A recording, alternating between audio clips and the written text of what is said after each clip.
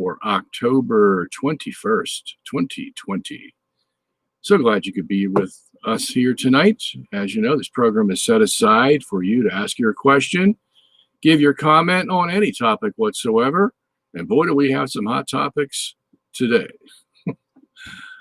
As my role as host of this program, will endeavor to answer your question to the best of my ability from our Catholic faith, our tradition, scripture, and just about anything I can use to have you leave here satisfied that your question has been answered. We set aside this program on Tuesdays and Wednesdays every week from 8 to 10 p.m. Sometimes we go over, and like last night, we went over a little bit by 10 minutes or so. And sometimes we're here till 11 o'clock, believe it or not. And I pay for that actually the next day, but being very ragged and tired. But I will do my best for you. I will try to be here every week and try to answer every question I can. And I think I'm doing a pretty good job keeping up with all the questions. So there are some email questions I forgot to get to. And so I want to deal with those as soon as I can here. All right. So I have to put on the old trusty glasses. Okay. So first question is just sent today, fresh off the press. Dr. Sungenis, you've stated in previous programs that we need to accept what the church signs off on. What say ye then about recent canonizations of popes John Paul II, Paul VI? You've been fairly critical of them, however, since Pope Francis has canonized them, among others, and you agree that Francis is a legitimate pope. Do you then acknowledge them to be saints? Put differently, are canonizations infallible and or binding, or will you least accept them since the church has made such official declarations? I'm interested to hear your thoughts directly, as I've heard that you've questioned legitimacy of these canonizations. Can you please offer your right of reply? Michael. All right, so this is a question that, it's going to come up, not only because St. Francis is turning out to be a very bad pope, and the people that he canonized, John Paul II, and now possibly Paul VI, were bad popes as well. Okay. Now, John Paul II is probably a little better.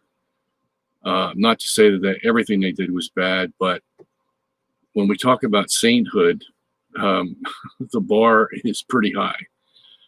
And the only, in the last 1,000 years, I think there were two popes, Pius X and I forget Pius the Third, was it? It's been a long time since I looked at that, but just two. Okay, so how is it that, and even John the 23rd, okay, how is it that the Vatican II popes, curious minds want to know, that Pius the 12th, as holy as people regard him, even though he had some, skeletons in his closet, can't make it to the sainthood, but John the 23rd, Paul VI, John Paul II, and I'm sure Benedict's going to be in there sometime. How is it that all five of them are skating through without any problem, when we've only had two popes in the 1,000 years that have been canonized because the bar was set so high? And yet, if we look into the lives of these popes in the last half of the 20th century, we find some things that not only have they not reached the bar, the traditional bar of sainthood, it's like if they can get into heaven, anybody can get into heaven. And they take all the air out of the balloon, so to speak. We know Paul VI was a homosexual, okay? We know that. The records are out there. So whatever good he may have done, that's what he was. He's the one who allowed all the homosexuals into the seminaries in the 1960s, okay, and 70s. This is where all the problems started, at the very top. So how is it that he is a candidate for sainthood, or is, you know, practically there? How does that happen? Okay. John Paul II. He was Pope at the time when the church had its worst scandal in 2,000 years, the homosexual pedophile scandal. Now the pedophiles are coming out. And that went on throughout his pontificate, 26 years. And he did not do one thing about it. Not one thing. His excuse was, oh, well, these are just false accusations from the communists, because that's what he had experienced in World War II. World War II is over, okay? We're in a whole new day now. And he let this go through. So as soon as Benedict got in, he started picking off these pedophiles one by one. And we got something done, okay? And in John Paul II's pontificate, we had the breaking of the first commandment by the Pope of the Catholic Church. I don't see any way around it myself. We had a Pope who organized a meeting in Assisi, Italy, and invited all the pagan nations, all the pagan gods, all the pagan people to come to Assisi to pray to their gods, their own gods, not the God of Catholicism or Christianity, their own gods. Okay? So the Buddhists prayed to Buddha, the Hindus prayed to Hindi, blah, blah, blah, blah. For what? World peace. The very peace that he should have gotten if he had done the consecration that he claimed to have done in 1984. So if heaven was going to bring the period of peace that was promised for a correct consecration, well, then why is he praying with pagans to have the peace? How does that happen? He shouldn't be praying with pagans in the first place. But yet he is. And not only did he do it in 1986, he did it in 1987, I think 90 and 91. There were 7 little ones. And then we had the big finale in 2002, another Assisi meeting. So he hadn't learned his lesson at all. So he's out there worshiping with pagans and their false gods. And we're wondering why the church is falling apart. And yet as soon as Francis gets in, because he was so popular, he had a big smile, he related to people, he traveled the world, he did this, he did that, all these other things. We just swept all his sins under the rug, and nobody paid attention because he was such a good man, because he could relate to people. Yeah. Okay. So there's something wrong there too. Okay. Now, of course, the very man who canonized them, Francis, is turning out to be, I mean, take your pick, from what he did today with his statement that he has promoted and given his blessing to homosexual civil unions. This man is an out and out material heretic. And there's no two ways about it.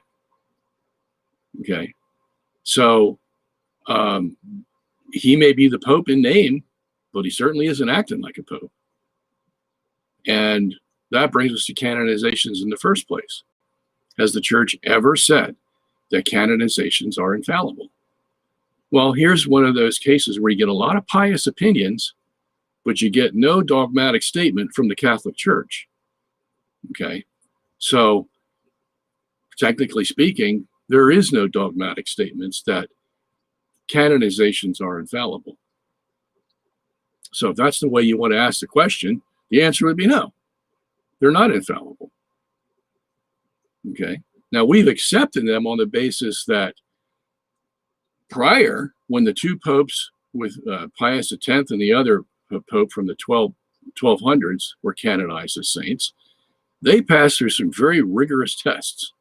That's when we had the devil's advocate.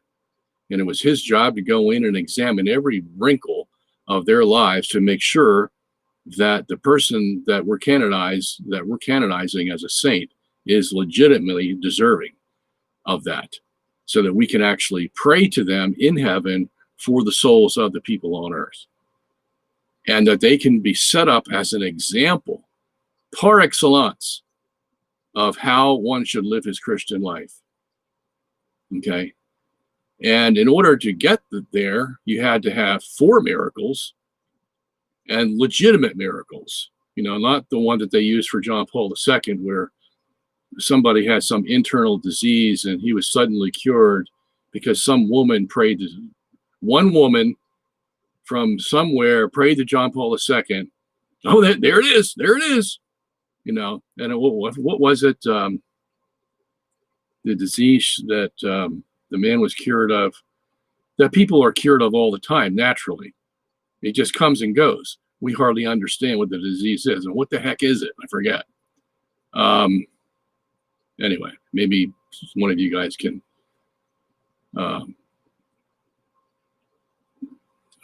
get that for me. So you had to have 4 miracles. You had to be an exemplar of the Christian life, where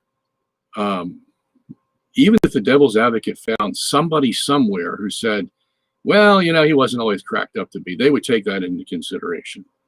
Okay, you had to basically have a perfect record, because the church did not want to make a mistake on this.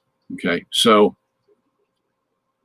the fact that that had to be done shows us that you just don't canonize people because they're popular, or because you like them, or because they had the same ideology as you, which is what happened in the last half of the 20th century. All these popes basically believed the same thing, and that was the liberal gospel. And if you want to know what the liberal gospel is, just take a look at Francis. He's been preaching it ever since he got in there in 2013. Homosexuality is not the only thing he's been edging toward since he got in. Since the plane ride down to South America, where he said, who am I to judge?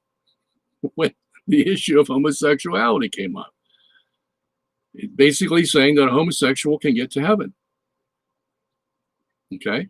So he's been pushing this agenda for a long time, and he's finally come out with it. It took him 7 years, but there it is, right in front of our face. And it's not like, you know, before when he said things, well, there was this Trojan website out there that had some sayings of Pope Francis, and everybody flocked to it, and that may have been misleading everybody about what he said. That's not the case here. Okay, he's on record saying this, and yeah, we have a material heretic as a pope. Okay, so that means anything he does is suspect. Even if he says something right someday, it's like, okay, ho hum, where were you, you know, last week when we had some crucial issues to deal with? Okay, and so he's in hot water. He has lost all credibility with those of us that are trying to keep the Catholic faith.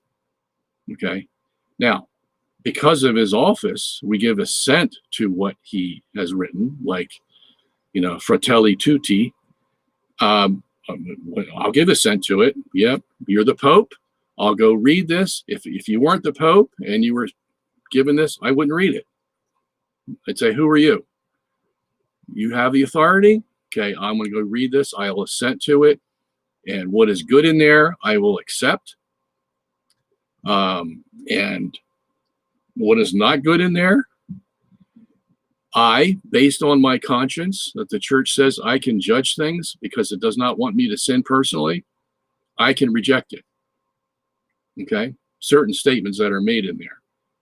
For example, like his impermissibility of the death penalty, which is ridiculous. The church has not taught that for 2,000 years.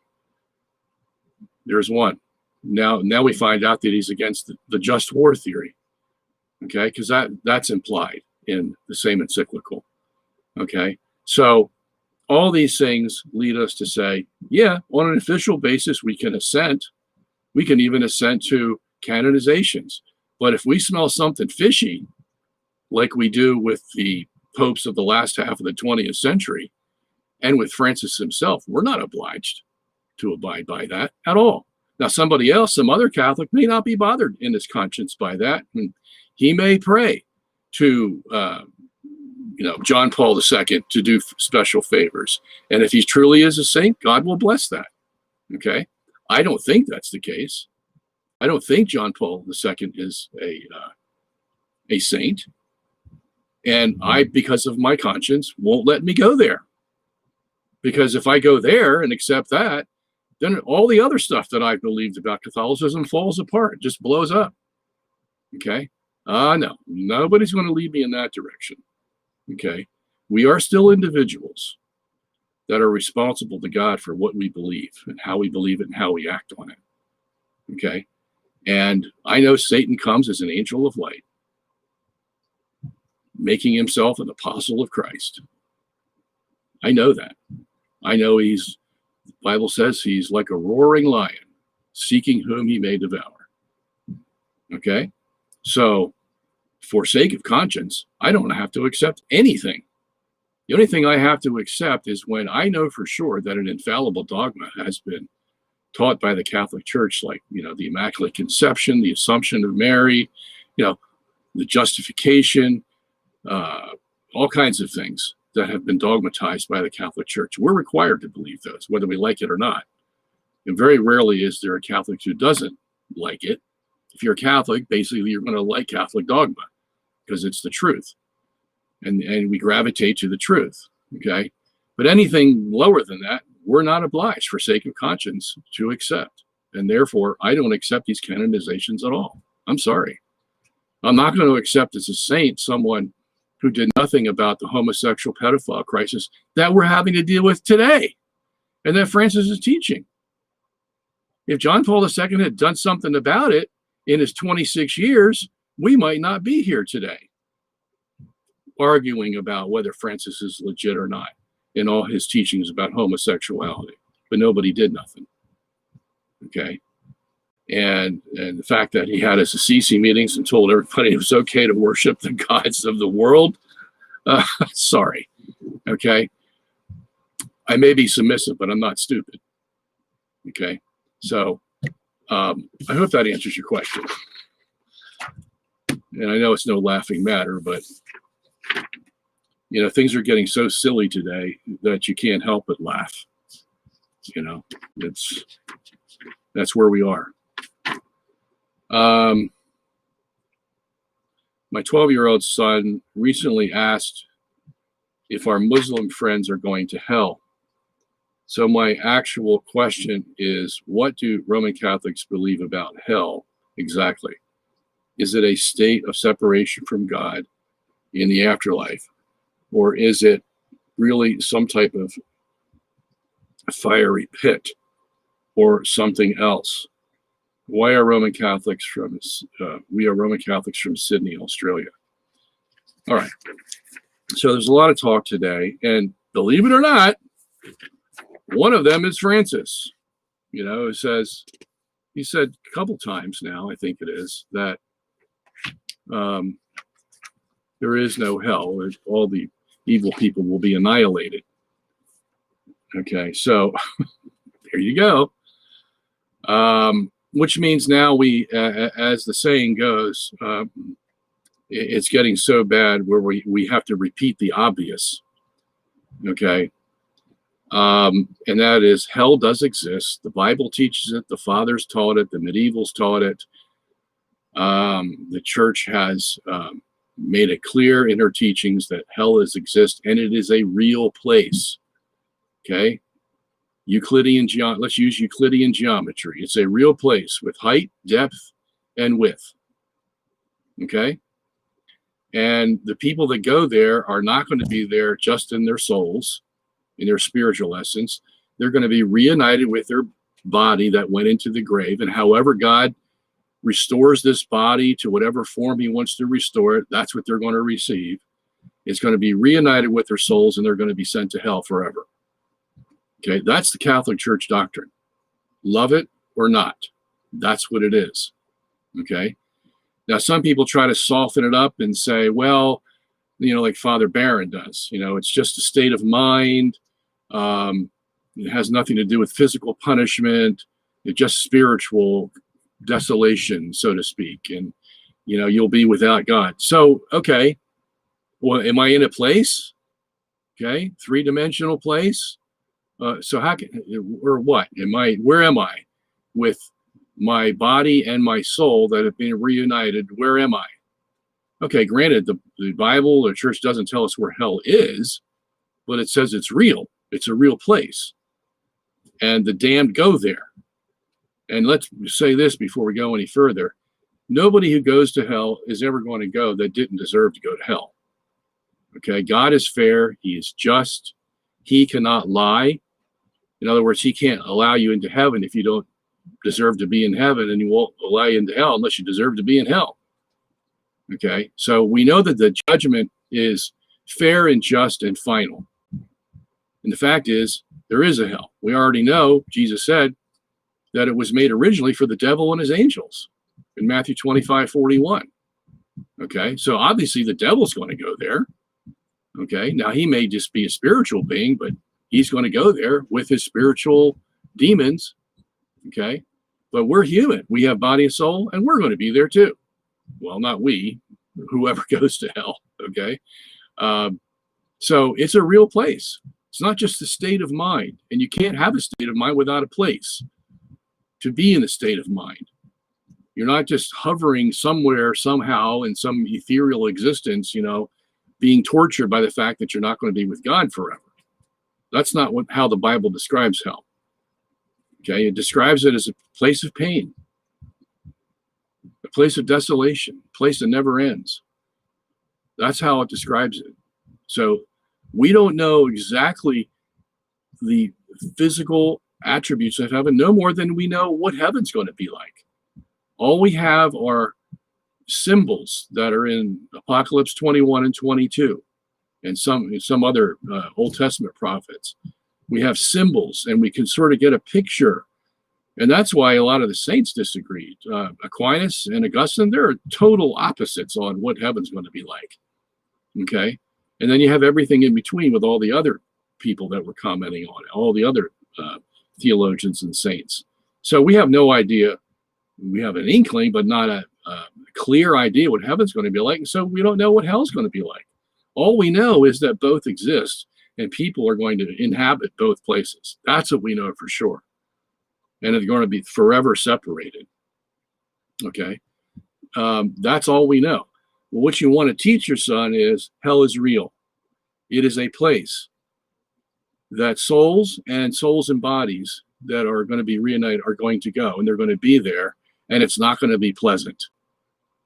And God, not only that, but God's going to give degrees of punishment depending on what kind and how you sinned on earth. Okay? So a serial rapist is going to get a lot worse punishment than someone who just had a tryst and died and he's not a Christian. Okay, there's going to be degrees based on the severity of your evil. That we do know as well. That's taught all over the New Testament. So that's another thing we know about it. In other words, the New Testament and the Old paints a graphic picture of this place in symbolic form. It uses metaphors because that's the best way to get an impression across to somebody, by using a hyperbolic metaphor. okay, that this is a place you don't want to go. Okay, that's basically what the New Testament's trying to do. And it does get the point across. We don't know exactly, as I said, the physical form of it, but we know it's going to be a place. Okay, so there you have it. I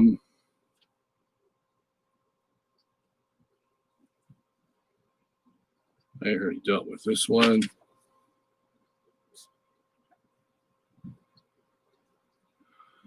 Let me see. All right, I don't think I dealt with this one. So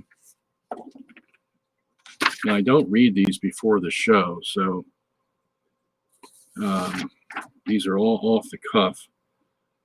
All right, my name is Powell. I am a Catholic apologist from Poland. I have a blog about church fathers, and my aim was and is to show the church fathers were Catholics, and the early church was the Catholic Church. One of my Protestant friends asked me these two questions, and maybe you can help me. Do you know any patristic evidences before Second Council of Nicaea about invocation of the angels by church fathers, praying to the angels, asking them for help, etc.? I found only one instance in Ambrose, but do you know that there is something more? Yes. Okay, so there's this passage in 1 Corinthians 11, 16, is it? Where it talks about the angels.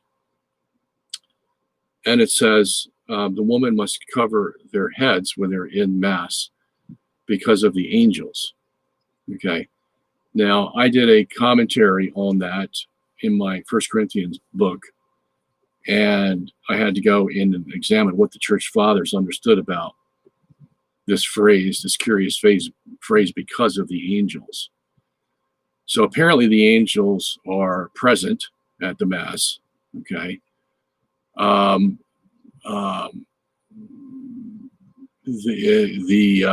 They bring the sacrifice to the Father in heaven, and so they're very involved. And so if the woman does not wear a head covering, a veil, during Mass, the angels are insulted to a very great degree. And that's behind this phrase, and you can find that in the Fathers, okay? So what I would suggest you do, Powell, is, I hate to tell you this, but go to robertsongenis.org, buy the 1 Corinthians commentary. We have an abridged version of that commentary, I believe, that you can get for like $7, $8.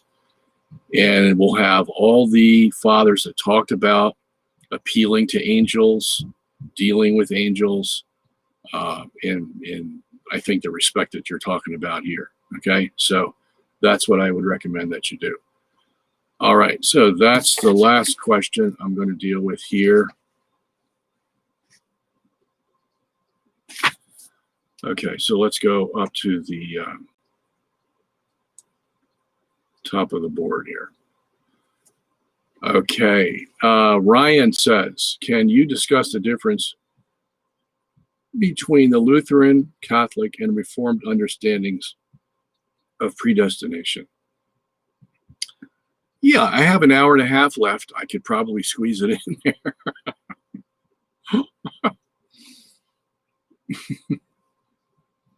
All right.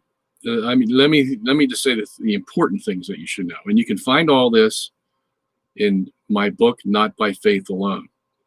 Okay, 775 pages, which is the biblical understanding of justification. And in there, I have a whole chapter on this very question, chapter 7. And it's probably about, 50 pages long. So I would suggest if you want to know the nitty gritty, I would suggest you go to robertsongenis.org, buy Not by Faith Alone, and I'll have all the information there for you. I'll give you just the brief teaser here, okay? So The controversy in predestination is not just between Lutherans, Catholics, and the Reformed, the Calvinists. There was controversy in the Catholic Church itself. Okay, we had a guy named Lucidus, who was the first absolute predestinarian. In other words, man has no free will. God chooses this group and rejects this group. And there you go.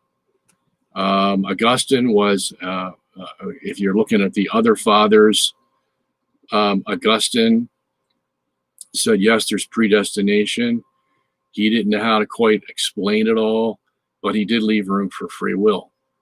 Okay. And not all the passages in the Bible did Augustine exegete correctly, but he came out on the end where there's both predestination and free will. Okay, so that's where you want to start. Then there was another movement, and a guy named Gottschalk came along in the 900s and started making more waves about absolute predestination. You know, where there's no free will, God just chooses and case is over. Okay. Then we had a guy named Wycliffe in the 1300s, and he started touting that same thing. Okay. And then Luther came along, and around 1525, he wrote his book, Bondage of the Will. And basically what he's teaching is there is no free will. And it's all predestination. We are a horse, and the devil either rides us and steers us, or God rides us and steers us, and we have nothing to do about it. Okay. Now, in our gut, we know that that doesn't sound right. Okay. And the church felt the same way. And basically, Luther was excommunicated, okay, in 1520, which is 5 years before he wrote this book. So you know he's been touting this, and then he finally puts it in book form in 1525. He's excommunicated in 1520 precisely for his ideas of absolute predestination. That was at the top of the list. Now, of course, we had all these other things that he was, complaining about. He wrote his 95 Theses and put it on the Wittenberg Church, Catholic Church door. But, the church basically said, of all those, we can dismiss this, dismiss that, this has already been dealt with, but this absolute predestination, we're not going there. Okay, we're not going there. And so he's excommunicated for that. Then Calvin comes along and tries to clean up the mess that Luther created by logical distinctions of how the predestinary process takes place. And so you had Calvin making such distinctions as in the will of God, that God has a predetermined will and a permissive will. Okay, and then that broke down into two other categories. And, it's like the typical Aristotelian. They think they're going to answer the question by making distinctions in the problem. And all you basically do is you just compound the problem, because if you have two distinctions from one category, you're just admitting you don't know what the answer is. Okay. And you have to make distinctions in this infinite God who should have no distinctions except for the Trinity. And then mold this into a cohesive, coherent view of why God picks some and doesn't pick others. Now, basically, Calvin believed man didn't have a free will either. And Calvinists try to hedge on this. What's a free will? Does that mean same thing as free choice? So they'll hedge on that because they know in their souls they feel guilty about this doctrine, because it's so alarming that we would have a God like this who doesn't care what you think, just picks this group or picks that group. And all for, as they say in the Calvinist line of thinking, so that God can show how glorious he is, or show that how just he is. So he'll save, or how gracious God is. And so he'll save this group just as a symbol to get the message across to the rest of humanity that he's a gracious God because he picked these people that didn't deserve to be saved. Okay, well, nobody deserves to be saved. So what's the big deal? Okay, and why do you have to have a God that has to advertise this to everybody? You know, is he insecure? You know, is he just, you know, biting his nails saying, gee, I wonder if they think I'm glorious and fair and all this? You know, well, I'll tell you what I'll do. I'll go pick all these people who don't deserve to be saved. And that way I advertise my graciousness. Is that the way it works? Okay, well, that's basically what they're telling us. Okay, and then on the other hand, he's not so gracious. He's going to be a just judge. And when he sees sin, he's going to judge it and condemn them to hell for their sin. So he'll choose this group over here. And because I want to demonstrate my justice to the rest of the world, you're going to be damned to hell. Okay? And then they try to back it up by saying, well, they're justly deserved of hell. Well, of course they are. So the same with this gracious group over here. But what you're telling me is, it doesn't make any difference, because God's doing this because he wants to demonstrate how gracious he can be on the one hand and how just he can be on the other. And you're going to use humans as little puppets and pawns to demonstrate that? Is that the kind of God you have? That he's so insecure in himself that he has to convince everybody he's gracious and just by taking two anonymous groups of people and just damning and saving them? How does that work? So that didn't fly very well. And then that started to fall apart right from the get-go because nobody could tolerate that. So you have all these, what they call them, Arminians, following Jacob Arminius. He was a Dutch theologian. Calvin came from Geneva. And they formed a group of men who were opposed to every single facet of Calvin's predestination theory. And the predestination theory of Calvin went by TULIP, T-U-L-I-P, total depravity, irresistible grace, limited atonement, unconditional election, perseverance of the saints. Okay, that's what it went by. And they had a total opposite of the TULIP paradigm among these Arminians. And they all believed in free will, most of them without incorporating predestination. Okay, so they went to the other extreme. And, you know, Calvin has only himself to blame for this because he was just so one-sided on this issue. And wow. The church herself, however, always maintained, even though she had some difficulty between dealing with St. Thomas on the one hand and Molina on the other, under Pius the Fifth, I think it was. No, not the Fifth. Who was that? Which Pius was that? Maybe it was Pius the Fifth. Yeah, I think it was Pius the Fifth. That's the only time the church had a trouble with this. And then after she couldn't solve the problem, she just put it to bed and basically said, you know, we're not going to talk about this anymore. Okay. What we're going to say in the end is the Bible teaches predestination. The Bible teaches free will. They're both there.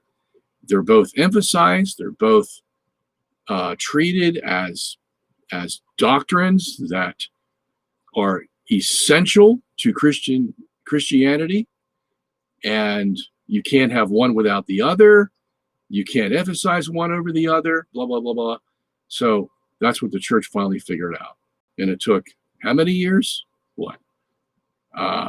1600, 1700 years to come to that position. Okay? Theology is not easy. And like I said the other night, some of these doctrines that we believe today were laying in the lumberyard of Catholicism for centuries, for millennia, before they were actually picked up and dealt with on an official basis. You know, like the Assumption of Mary took 1950 years. Okay, probably a little less than that because, you know, she was an adult when she was assumed, but nevertheless, you get the picture. That laid around the lumberyard of Catholicism for almost 2 millennia before we finally made it an infallible dogma. Okay, so yeah, theology's hard. And at any rate, so why did the church have a controversy between Molina and Thomas? Well, is because Thomas was very close to what we might call the absolute predestination side without crossing the line. He came as close as anybody could without crossing the line into heresy. Okay, so he's very strong on the predestinarian side because he believed in the Aristotelian mechanics of cause and effect. So, in other words, God's the first mover, and that moves this, and this moves that, and that moves this, and so on and so on. And so it's a mechanical process, basically, that starts with God as the initial mover and then works its way down to the individual human being. And in that sense, if you look at it in that sense, you are basically just following along with what you were made to do. Now, if that is an absolute, I don't know what is. So, fortunately, Thomas also talked about free will. He didn't do a good job of integrating it with predestination, but he did talk about free will. So, in that sense, he, you know, came under the safety zone, so to speak. Luther wasn't that way. Luther took it the next step. You know, well, actually, Wycliffe was right in there with Aquinas, and he took it the next step. And that's what happens when you're a Protestant. You don't stay in the bosom of the Catholic Church. What appears to be correct, you just take it to the nth degree, and you figure that's got to be correct too. Your logic, what you think is logic, it forces you to go to the nth degree, and that's when you fall off the edge and you go into heresy. Okay, and like the Trinity, like the Incarnation, predestination and free will is one of those topics that is such an enigma to us.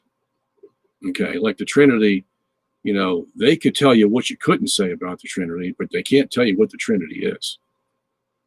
You know, we say 3 in 1, 3 persons in one God, or 1 in 3, 1 God in 3 persons, 1 in 3, and but they're all labels. You know, we don't. What's the concept behind it? What do you mean? How can 3 be in 1 and yet not have 3 gods? You know, how does that all work out? Well, the churches didn't really explain all that, and every theologian you talk to had a different idea of how to explain it. So this is just one of those topics that we may never understand until we meet God in heaven, and he'll explain it to us, or we'll see it firsthand. We'll see it, the Trinity, okay? Or how can Jesus be 100% man and 100% God? 2 natures in one person. How is that possible? Okay, and if it is, somebody explain it to me. Okay, you know, these things are esoteric. They're way, way above us, but they are required for belief because why? Because God said so. That's why. That's what belief is. You know, you don't know something like Abraham didn't know about the future, and God says, "I promise you a son." Well, Abraham sure can't predict the future or read the future. So he has to trust in what God tells him. You're going to have a son someday. Now, it came 25 years later, but he had the son. Okay. So we have to have the same faith when the church teaches us that, yeah, it's both predestination and free will. We have to accept them. And anything that stresses free will at the expense of predestination, or stresses predestination at the expense of free will, we throw it out. Okay, it's gone. And that's always been the hallmark of Catholic theology, is the ability to take two seemingly opposing ideas and bring them together. Okay, even if they don't understand totally when they bring it together, at least they can bring it together and tie some knots, hold it together, enough for us to believe it. Okay, so all other church, Muslim, Jewish, Protestant, whatever, they just don't have that ability. And that's because we're led by the Holy Spirit to keep all these things. Okay, so that's basically how it all hangs. All right, so let me go to Arnold here. Okay, so I guess I'll start with the obvious. What do you make of Pope Francis's comments today about homosexual unions? Well, as I already stated, Pope Francis has made himself a material heretic. Not a formal heretic, because that would take someone greater in authority to convict him of being a formal heretic, and that can only come from another pope. And Pope Benedict is not a pope. Okay, so that would have to come from the next pope. And that's been done before, back in early days of Christianity. You know, Pope did something and it was heretical, at least on a material stance, and then popes later or councils later came by and said, you know, yeah, he's a heretic for saying that. And don't listen to that doctrine that he taught. Okay, and that's what's going to happen with Pope Francis. I don't know how much long suffering God is going to have with this man, how much patience he's going to have, and he may be using Francis, okay, for his own ends. God is, okay, because of the condition of the church. You know, we're practicing all kinds of sins. Now, there is a remnant, faithful remnant, and probably many on this list are in that faithful remnant, but I'm talking about Catholicism at large. Okay, it's pretty bad out there. You know, when only, 25% of the people go to Mass, believe in the Eucharist. You know, most people get baptized in the church, married in the church, and buried in the church, and that's about it as far as their faith goes.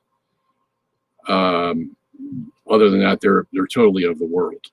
Okay, so it's just Catholics in name only. We have 65 million Catholics in the United States. I would say at least 55 million of them are Catholics in name only.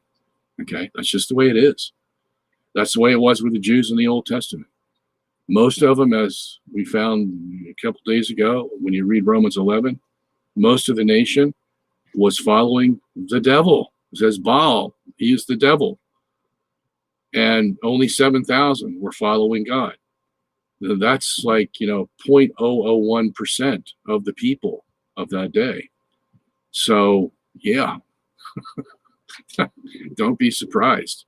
If you're in that group, that's the remnant of believers, and you're living your Catholic faith the way you should, you are very lucky. Let's put it that way.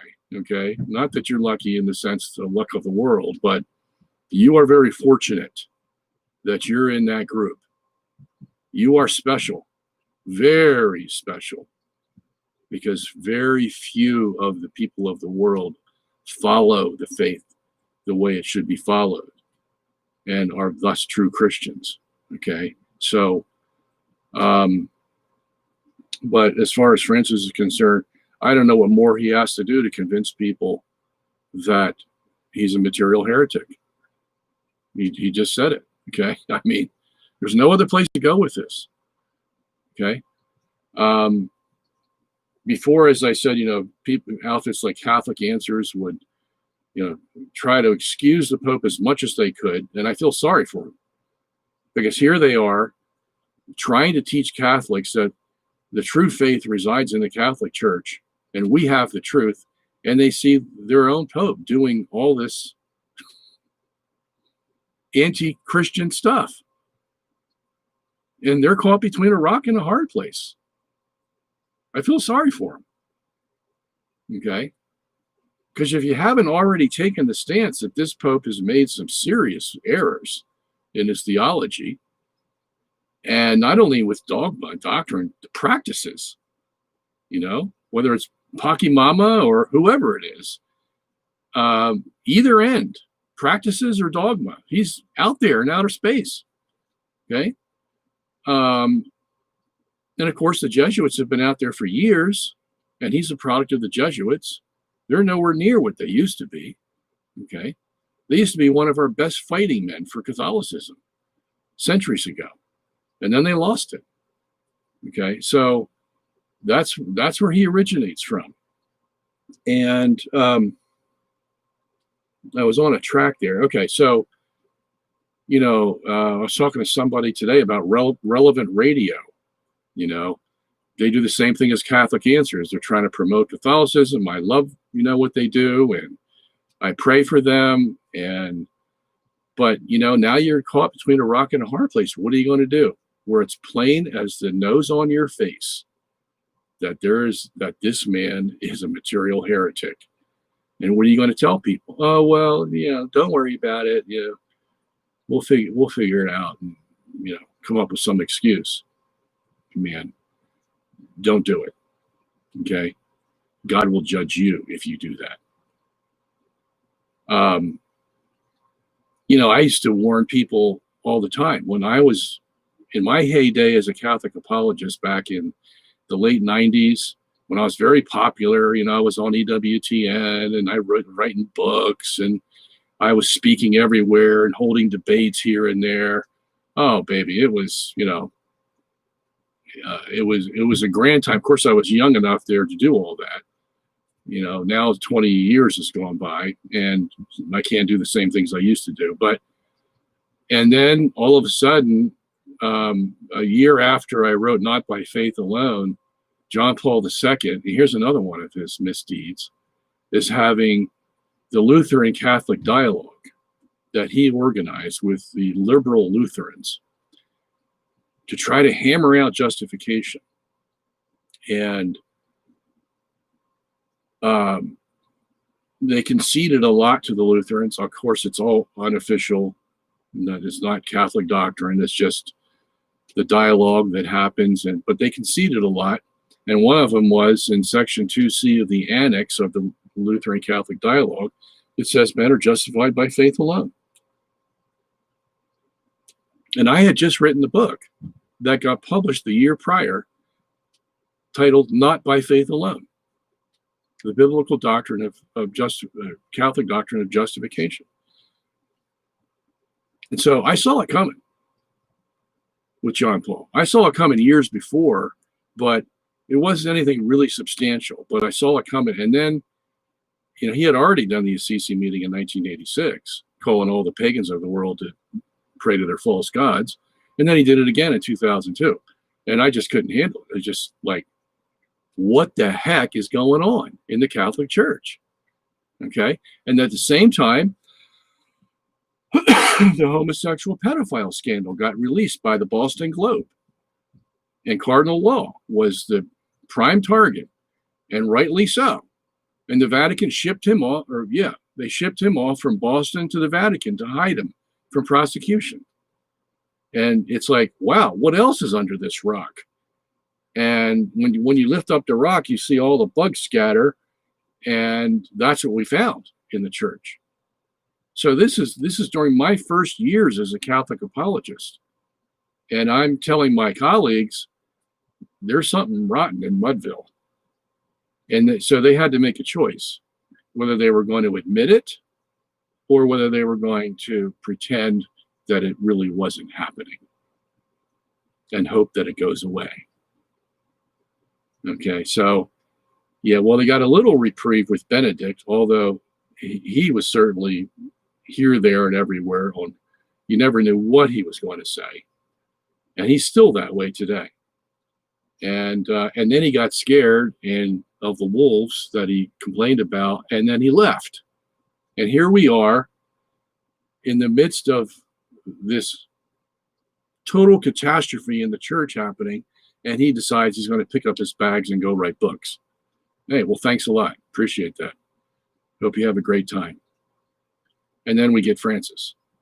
Now, Francis is everything I said that John Paul was back in his pontificate, just a little bit worse. Okay, John Paul was talking about no hell. Yeah. And, you know, praying to false gods. And there were a lot of other little doctrines that he was, you know, skirting around the truth, so to speak, and not sticking to Catholic dogma. Now, of course, there were some good things that he did, but everything Francis is doing was already done in both Paul VI's pontificate and John Paul II's pontificate, just not on the greatest scale that Francis is doing it. And basically, Francis is in your face, whereas the other two were more subtle. Okay, so yeah, we've got problems, big problems. And yet they're all, yet Francis is going to saint everybody. Okay? Not on my watch. Sorry. You know, you're not going to pass muster with me.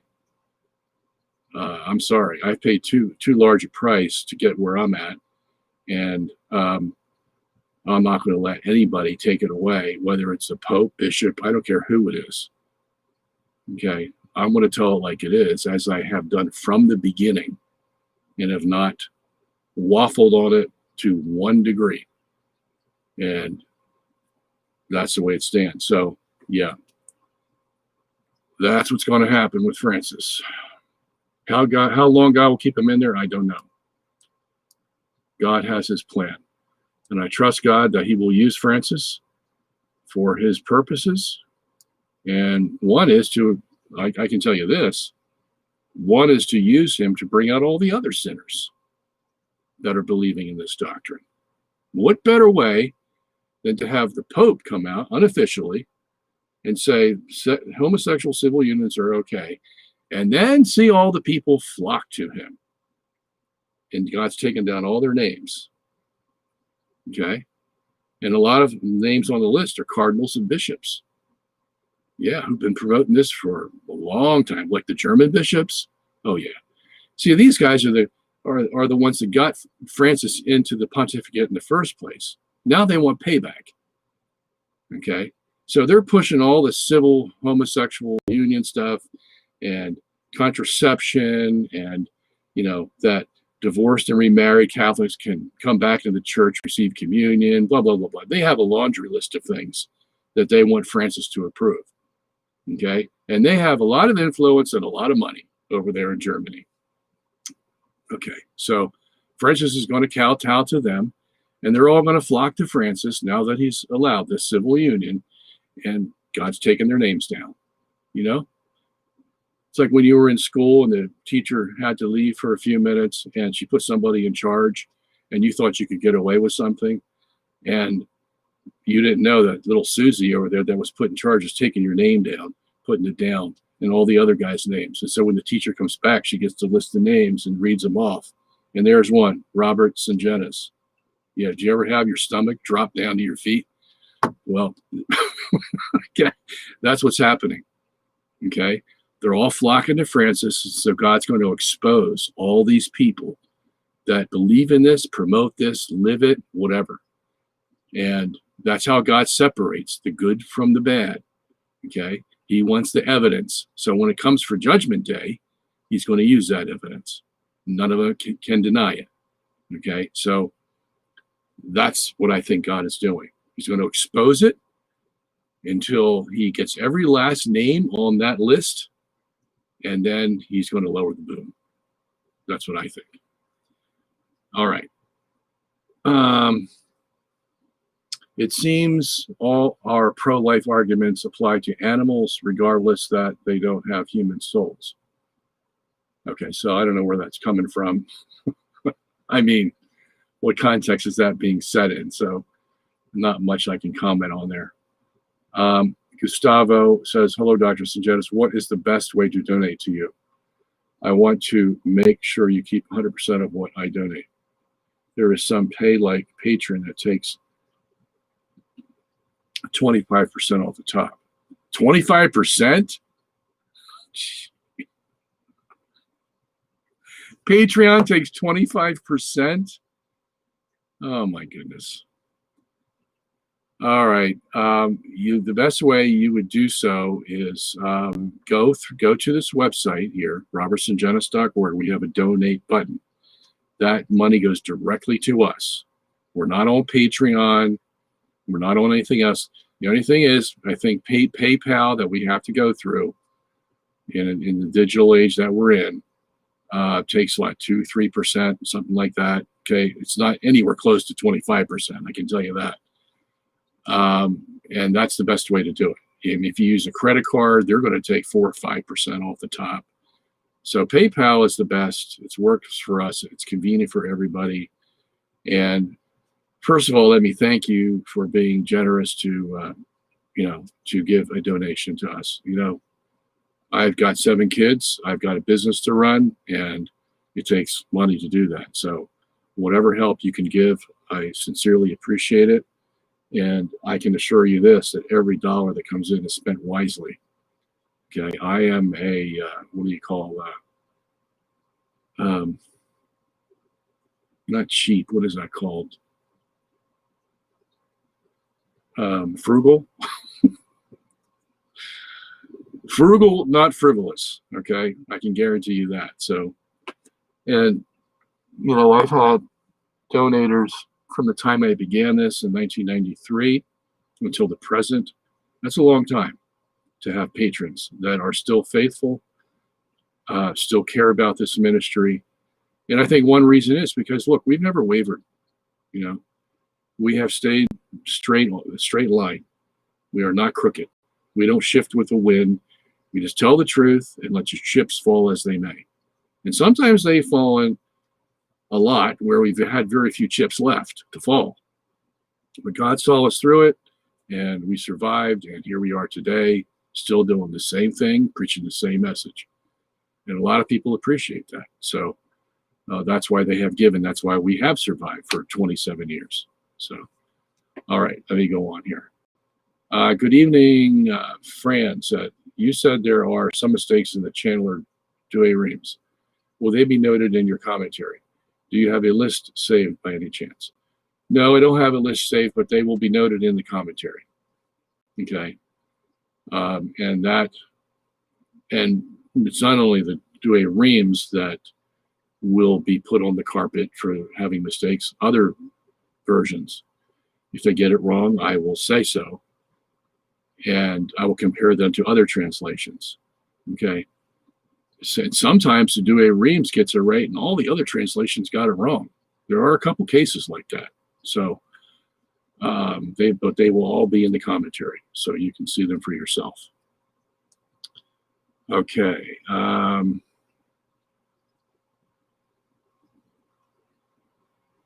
right. Okay, Ravi wants us to pray for him. He thinks he's got COVID. Ravi, if you are less than 65, you have a 99.9% chance of surviving COVID. And that's not just, fluff off. That is an actual statistic that they keep for those who have had COVID. 99.9% chance of surviving. You have less of a chance of surviving if you have heart disease, cancer, influenza, kidney disease, the major killers that everybody's bypassing. I heard the other day that over 1.5 million people die from tuberculosis every year. Okay, so, and that's spread by mouth. It goes into the air. Somebody picks it up. So, if that's the case, why haven't we been wearing masks for the last 100 years? If that's the case. Well, because the masks don't do anything. There's no way you're going to stop a tuberculosis virus with a mask. The percentage of virus, they're so small, it's like a mosquito going through a wire fence. You know, the holes are that big in the wire fence, a mosquito could go right through it. Same with the virus. Okay. So that's why we never wore virus or wore masks before, because it's not going to help. You may have maybe a 5% decrease in the amount of COVID viruses that get into the air. That's it. That's about it. Okay. So that's a whole other story. But the Democrats, of course, want to make a big deal about it because they want to try to make Trump look bad. That's the game. Make Trump look bad by hook or crook. All right. Okay. We're going through it pretty fast here tonight. All right. So from Usher Danger in Nigeria. Please help us to pray for Nigeria, my country. There is killing of innocent youth, protesting against killing, so the military came and shot the youth dead. Nigeria, my goodness, that country.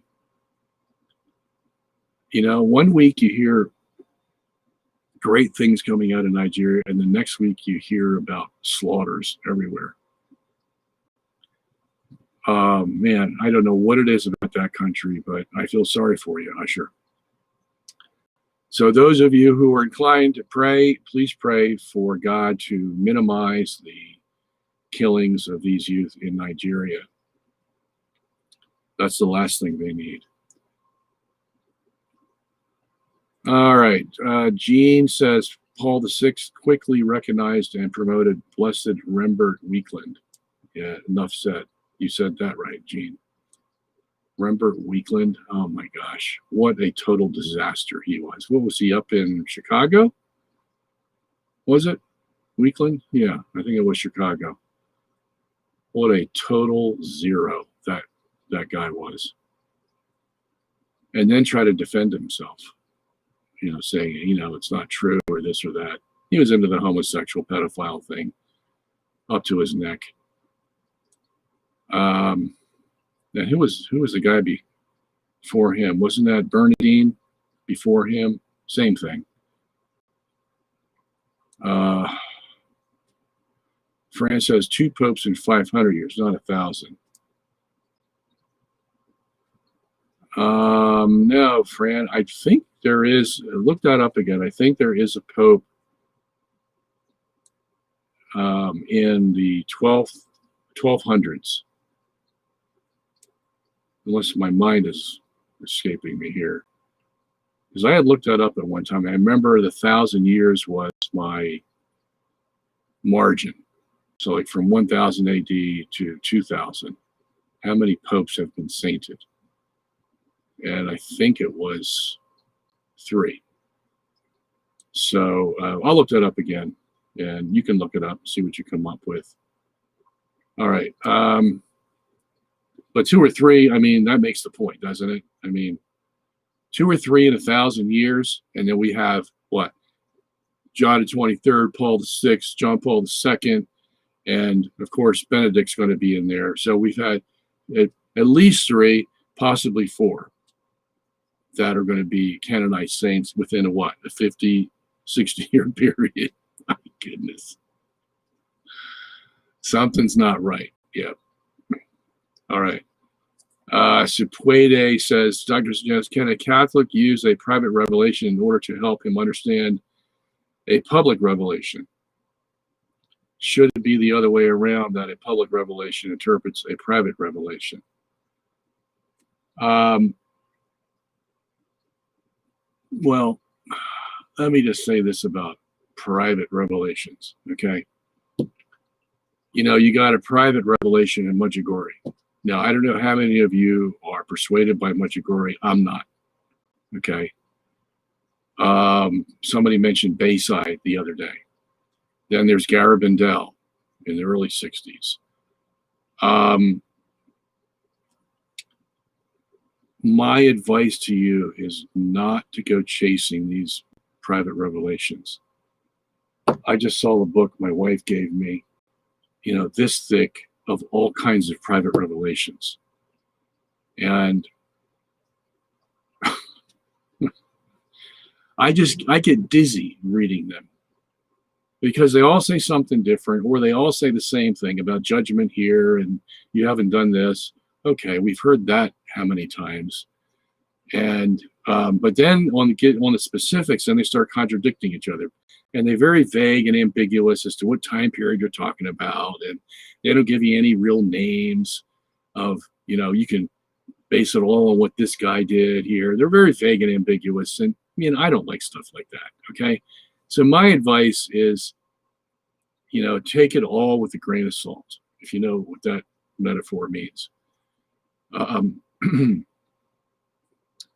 So, but if a private revelation has been made public, there's a reason for it. The church is allowing it to go public because it has at least some confidence that it may be from heaven.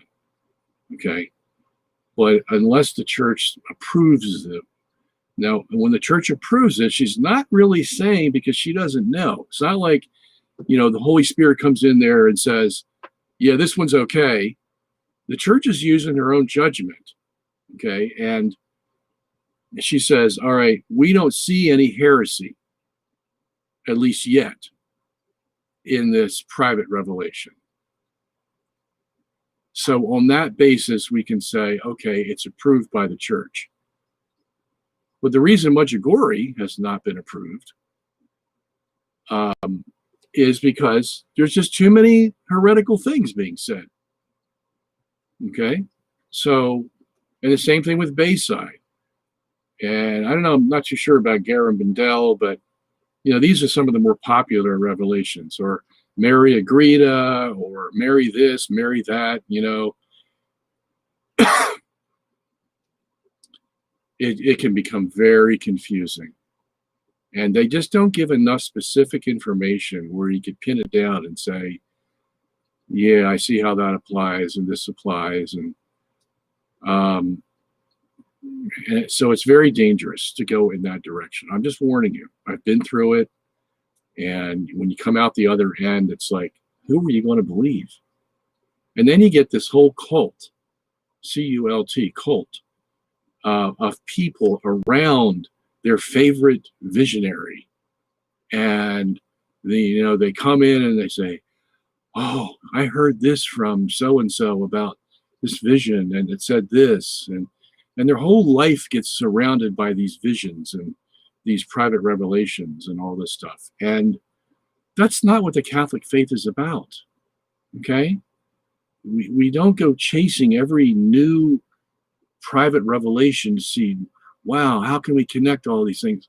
It's going to be a dead end, I'm telling you. It's going to be a total dead end. That's not the Catholic faith. Okay? So, I don't mean to say that they're not Catholic. I'm just saying, if you really want to practice Catholicism, that's not the way to do it. Go hunting for every private revelation you can find, okay, or new message that you can now look like, wow, you're special. We had a gal here in the Baltimore area who used to wear mini skirts and have her hair done, and she walked around with the stigmata. She had the stigmata. I don't know if she had all 5 of the stigmatas. And I think at one point she had blood coming down from her forehead.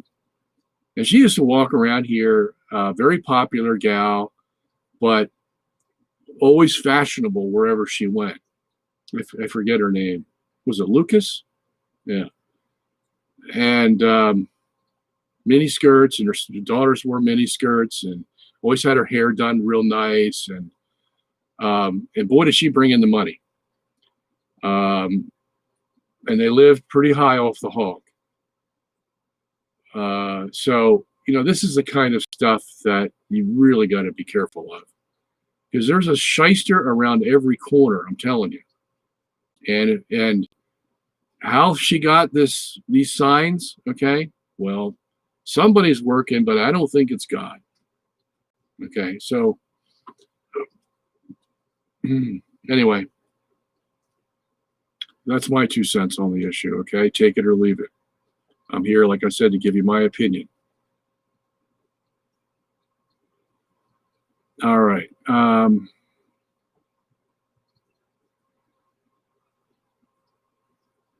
okay, there it is. So we were talking about John Paul and his miracle. And was it Ryan who's saying this? I think you said you were Ryan before, I'm not sure.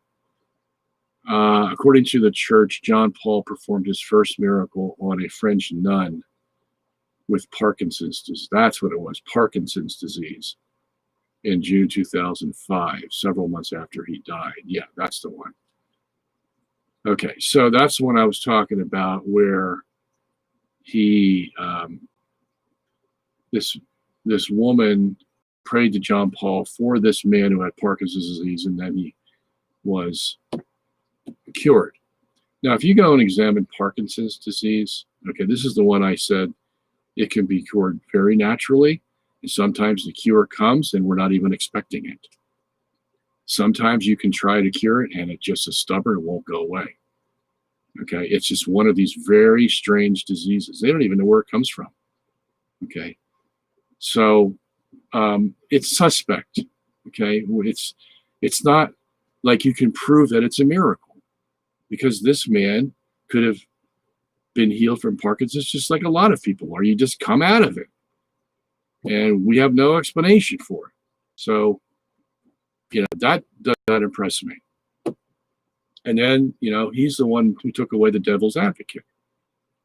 And if there was a devil's advocate, then he would have looked into all the Assisi meetings that John Paul had, and he would have to make the assessment that this man broke the first commandment. So, yeah, the fact that we don't have a devil's advocate anymore, yeah, well, he can skate through and prop up these miracles that we don't even know are miracles to make himself a saint.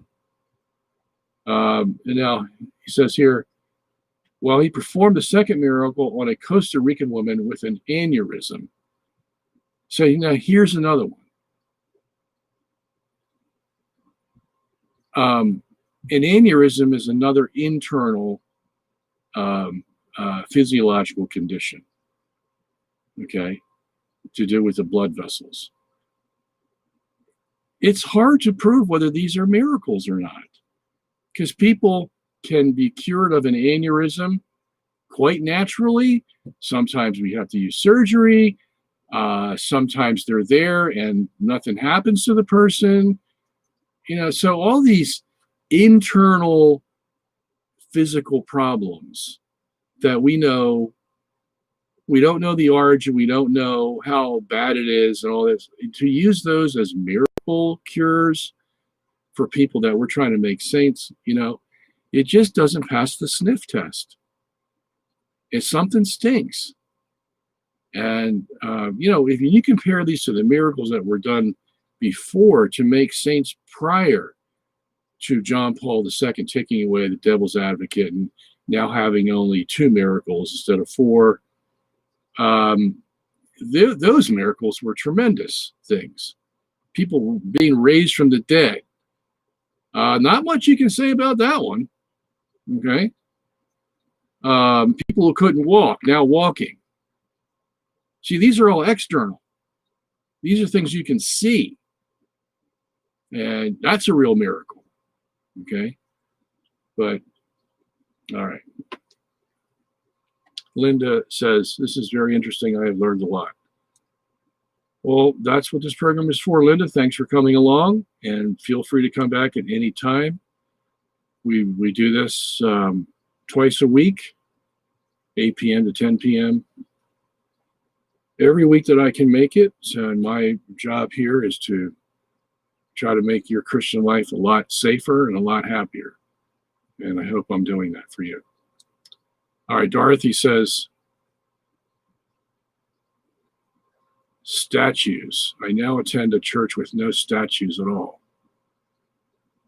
Well, that's your choice, Dorothy, but the church doesn't condemn statues, that's for sure. She had a big controversy about that in the 7th century called the iconoclastic controversy, and it was decided there that statues are fine, okay, as long as you don't worship the statue. That's the problem with that. When God gave the 10 commandments, so you shall not worship, make an image and worship it. Why was that wrong? Because they were worshiping the image. Okay, they thought the image was God. I mean, Isaiah used to chide them and say, you get a piece of wood and you carve out an image and you pray to it, and then use that same piece of wood to start your fire for your dinner.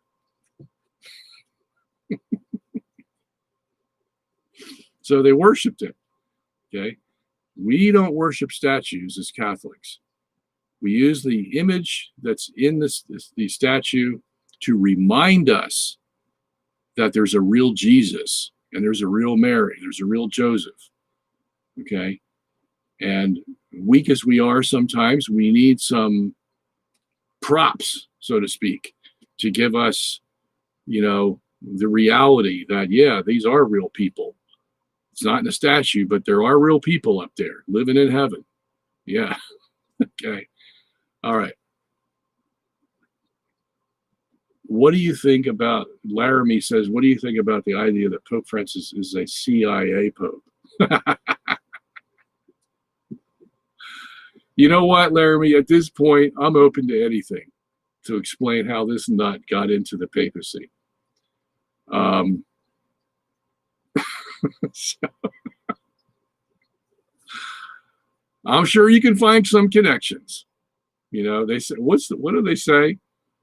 You can get 2 people in a room, and the way they are related to each other is by 6 people. In other words, you get down to the 6th layer of people that they know, and both of the people in the room know that person. Okay, I mean, have interaction with that person. So it doesn't go very deep. So maybe it is the same case with Pope Francis. Maybe it doesn't go very deep, and the CIA is right around the edges there. It wouldn't surprise me if it did happen. I doubt it, but it wouldn't surprise me if it was. All right. Oscar says, good evening, Dr. Sungenis. Very few websites say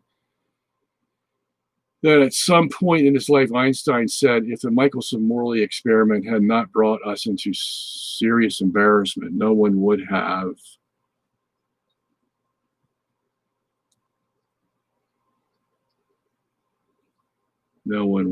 regarded the relativity theory as halfway a redemption. Do you know if that is true? I've never come across that quote, Oscar. Do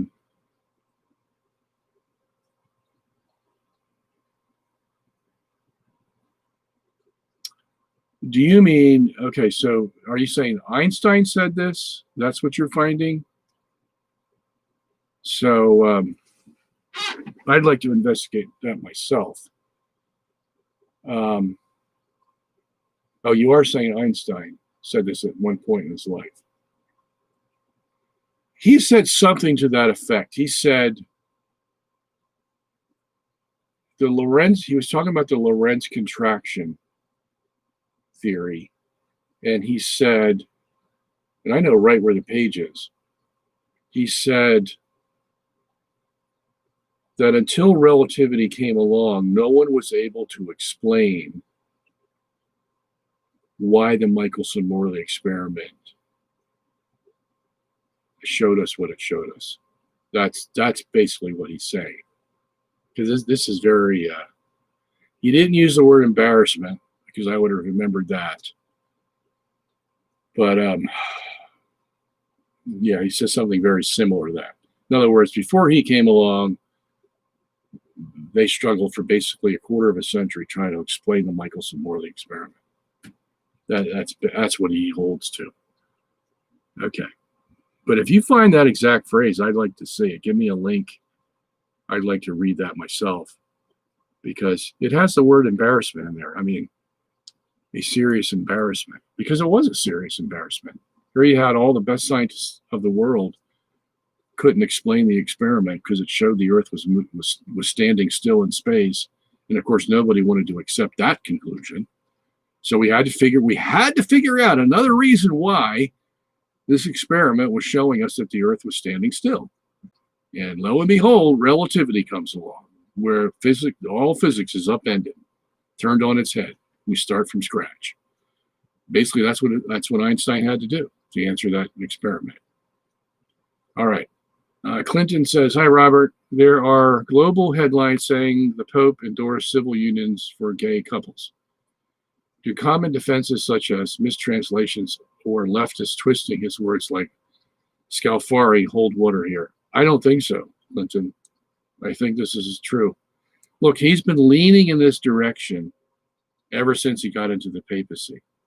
Ever since his infamous comment, who am I to judge, when he was asked about whether homosexuals can go to heaven or not, to some of the other stuff that he said. And I have quotes,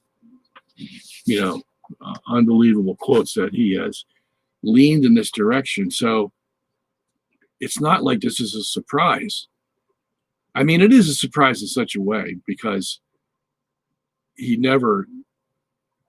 talked about civil unions, but he never said it's okay to do that, and the Catholic Church supports it, like he did today. Okay, but since he's been leaning there, there's really the total surprise is taken out of it, because it was just a matter of time before the other shoe dropped, and it dropped today in a big way. So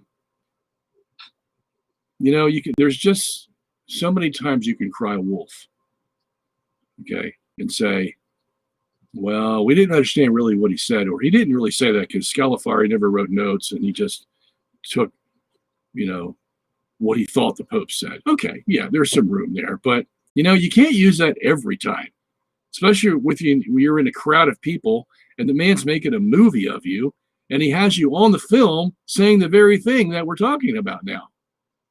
Okay, he's making a film. And so, and the contents of the film leaked out. And that's how we know. So,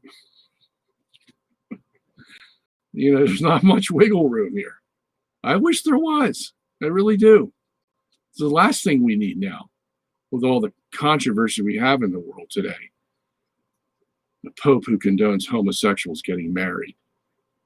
I thought that maybe there was some room in the setting that he put it where, if they're in a homosexual family, well, they need to stay in that family and not be cast out of the family because everybody needs a family, was the way it was put. And I figured, what? Either that's a little wrinkle that we didn't think about, or that's a very clever way to get yourself across the finish line, because it draws sympathy on the one hand, because you're saying that, okay, so we got a homosexual family. We got two daddies and we have two kids that they adopted. And so that's considered a family unit. And so what are the two men parents supposed to do? Kick the kids out of the house? And the two men are supposed to separate now? Well, Francis says no. Okay. But that's just the same as condoning the homosexual marriage by coming in the back door. Okay. Basically, you're saying that, I think the argument was that, well, now that it exists, we have to protect it. Okay. Now that the homosexual family exists, as a hypothetical example, now we have to protect it because these are human beings and we can't cast them out on the street. Okay, that's the ploy that I think was used. And that may go over with some people. But in the long run, he's basically promoting homosexual marriage. Homosexual, you can call it a civil union, you can call it a marriage, it doesn't make any difference at this point. These two men should not be together, or two women. Okay, it's disgusting in the sight of God, no matter what label you put on it. Okay. But so don't be fooled by the ploy that, well, once we have a homosexual family, we have to protect them. Yeah, right. You know, it's like the argument they try to use in Florida for homosexual teachers. Well, once they're in there, well, they have certain rights. You know, never mind the fact that they got in there by stealth and deceiving everybody and pushing their immoral codes on the government and intimidating people and all kinds of things. Never mind that. Now that he's there as a teacher, we have to protect him, give him his civil rights. See, that's how they do it. They find a crack in the door and they slither through it. And there you are. You're stuck with it now. Because in a sense, they do have certain rights. Okay? They are human beings.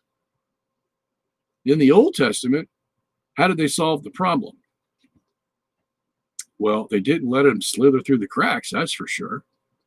They executed them. Because they knew if they didn't, they would slither through the cracks, and then they could declare that they had civil rights that had to be fulfilled. And now you're stuck with them. Okay? So, yeah, I mean, homosexuality, it's a big problem. Big problem. And it's not going to go away here. We've already accepted it. So Francis is just putting his Catholic ribbon on it. Just won first prize. All right.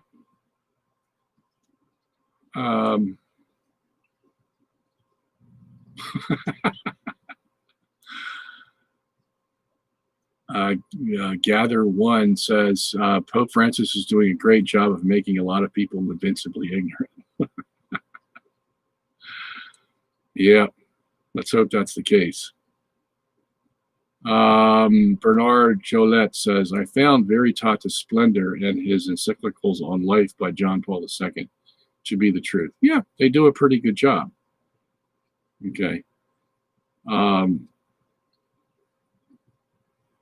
And I think that's one of the good things that John Paul had done, you know. So we can't fault him on that.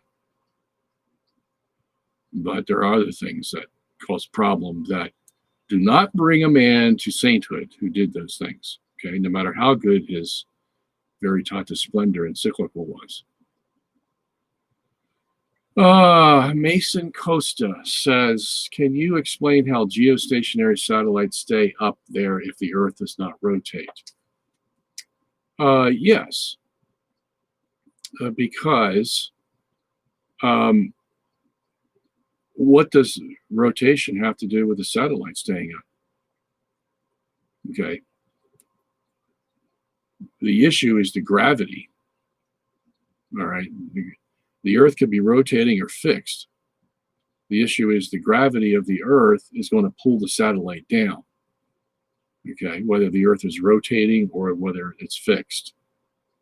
So the question is, for example, a geostationary satellite in the heliocentric system. Okay, the TV satellites are 22,400 miles above the Earth. And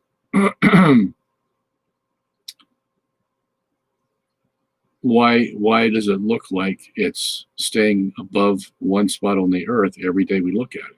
So let's say it's going to be on the equator. So let's say it's in Ecuador.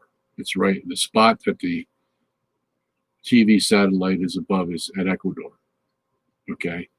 So if the Earth in the heliocentric system is rotating at 1,054 miles per hour west to east, okay, so the speed at the equator of the Earth's rotations, let's just say it's 1,000 miles an hour. All right. So that satellite that's still staying above Ecuador on the equator, okay, if the Earth is rotating 1,000 miles an hour, how is that satellite staying with the Earth? So that we see it above the same spot on the Earth every day. Well, that satellite has to be traveling, if it's 22,000 miles above, it's got to travel 7,000 miles per hour west to east to keep up with the Earth. Okay, so what does that require? Well, that requires, if at that mileage up at the Earth, 22,000 miles, the gravity of the Earth is weak enough that if you give the satellite an inertial push and you make it 7,000 miles per hour, it's going to go 7,000 miles per hour ad infinitum. Okay, it all depends on what the initial inertial push is that you give it. Okay, and so that's how it looks like it's staying above one spot on the Earth in the heliocentric system. Now, the geocentric, you don't have the Earth rotating, so the satellite doesn't have to keep up. Okay, now you have the satellite over Ecuador. It's not moving 7,000 miles an hour, but what is moving 7,000 miles per hour? You're going to have some equal balance here. Well, what's moving 7,000 miles per hour is space, inertial space. Okay, so the satellite might be hovering above Ecuador. Okay, but what's moving? Well, the space is going by this satellite 7,000 miles per hour, which means what? That same satellite's going to have to have a 7,000 per mile hour thrust the opposite direction that space is going around the Earth. Okay, because it's all inertial space. The forces are working up there. F equals ma still works up there.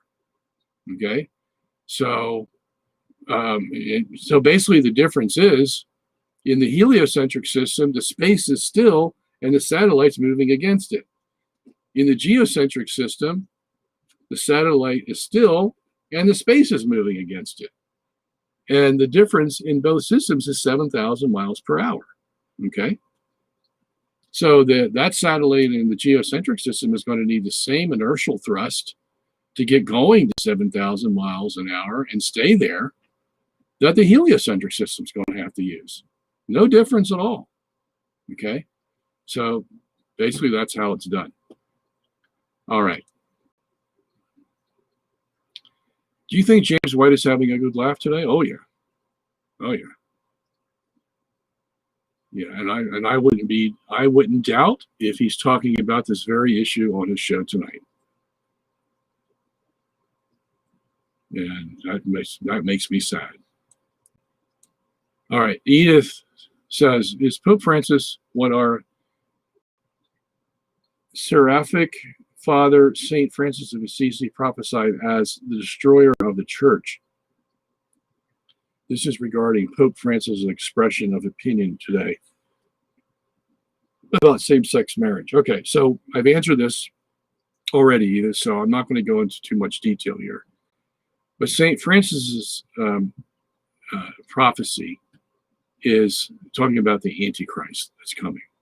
And a lot of other saints talked about this as well. Why? Because Scripture talks about it. As I said last night on the program, this is our greatest sign that Christ is at the very doors when the Antichrist comes.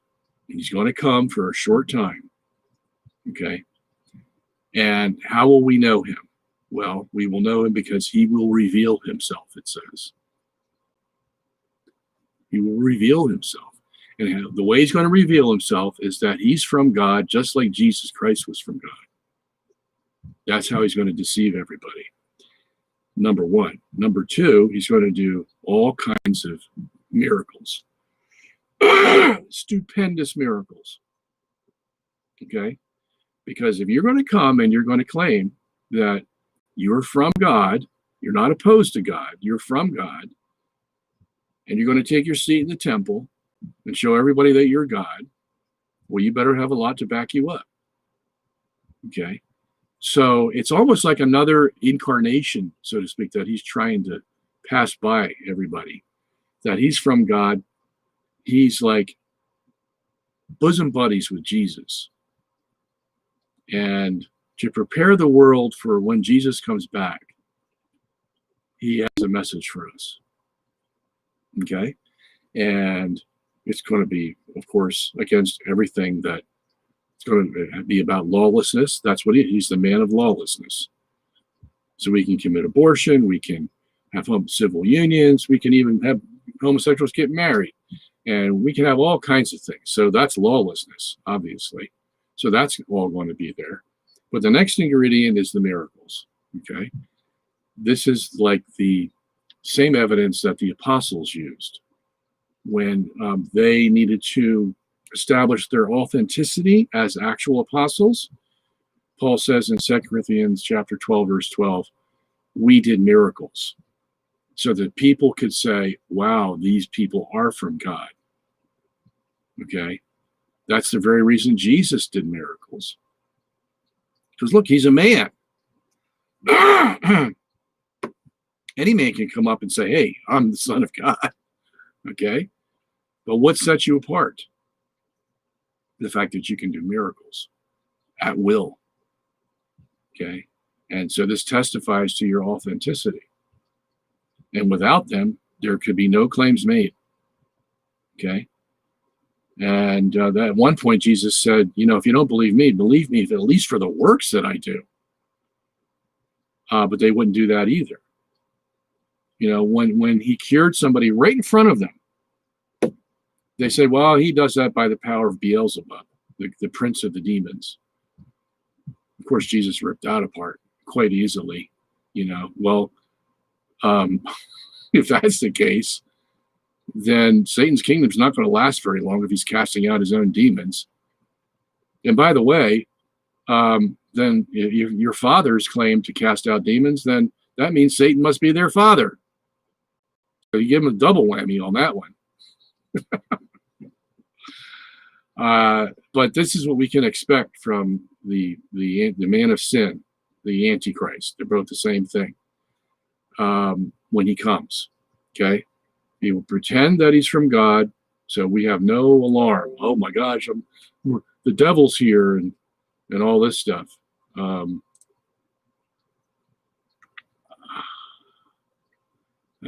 thought somebody sent me a message. Guess it's not a message. All right. So let me see if I need to say any more about that.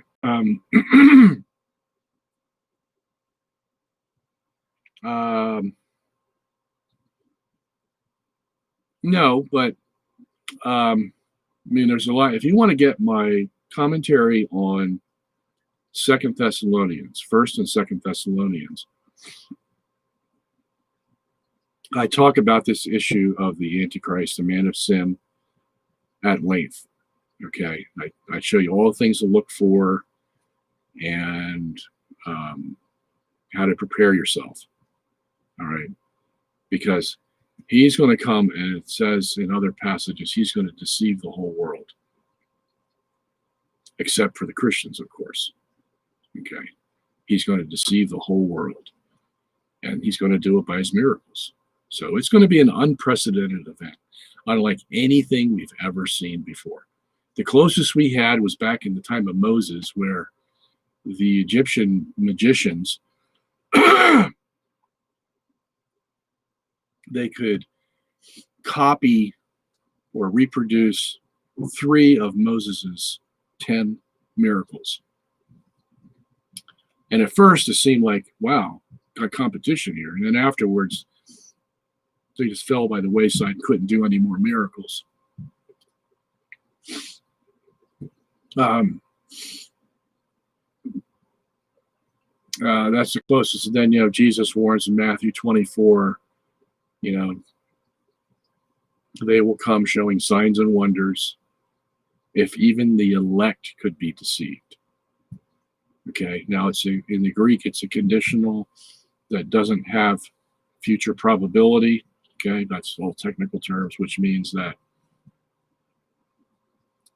they won't be deceived. Okay, they will know the truth. So, yeah, it's covered in some other passages. Apocalypse 16, it's covered, but they all say the same thing, basically. He will come with miracles to deceive the whole world. All right, so That's what St. Francis is talking about. Justin says, do you think a doctrinal definition of invincible ignorance will clean a lot up in the church? It seems like it excuses so much in the church today.